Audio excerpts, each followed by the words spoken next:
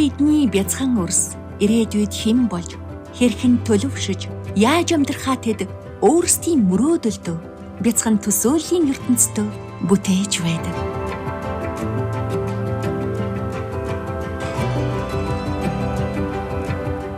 Гагц дээр дахин давтагдашгүй өөр ертөнцүүдийн бяцхан оюун ухаандаа ургуулan төсөөлж, бүтээлч чадвартай тулгуурлан тулгарсан асуудлаа өөрөө даван туулах хязгааргүй боломжийг олгож, бас мөрөөдөлтөө хүрэхэд нь хамт бай.